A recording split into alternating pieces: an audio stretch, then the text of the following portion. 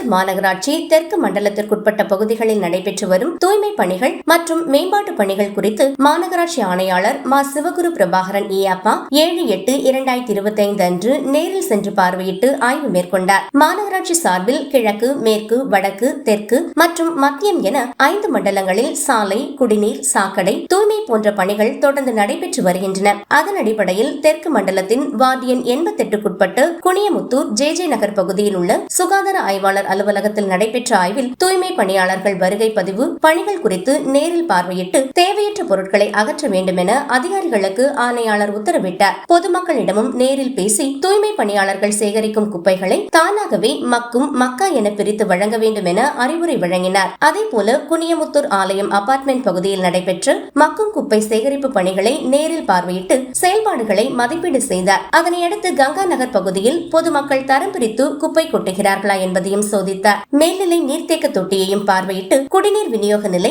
மற்றும் பதிவு ஆகியவற்றையும் ஆய்வு செய்தார். வார்டு எண் 99க்குட்பட்டு போத்தனூர் ரயில்வே பகுதியில் நடைபெற்று வரும் பாதாள சாக்கடை மற்றும் குடிநீர் குழாய் இணைப்பு பணிகளை நேரில் சென்று பார்வையிட்டு தளத்தில் பணிகள் எப்படி நடைபெறுகின்றன என்பதை மதிப்பீடு செய்தார். இந்த ஆய்வின் போது நகர்நல அலுவலர் ஏ மோகன், நகரமைப்பு அலுவலர் ராஜசேகரன், உதவி ஆணையர் குமரன், உதவி செயற்பொறியாளர் கனகராஜ், மாமன்ற உறுப்பினர் செந்தில்குமரன், மண்டல சுகாதார அலுவலர் ஆண்டியப்பன், உதவி பொறியாளர்கள் ஜெகதீஸ்வரி, சபரிராஜ் மற்றும் மாநகராட்சி அலுவலர்கள் உடனிருந்தனர்.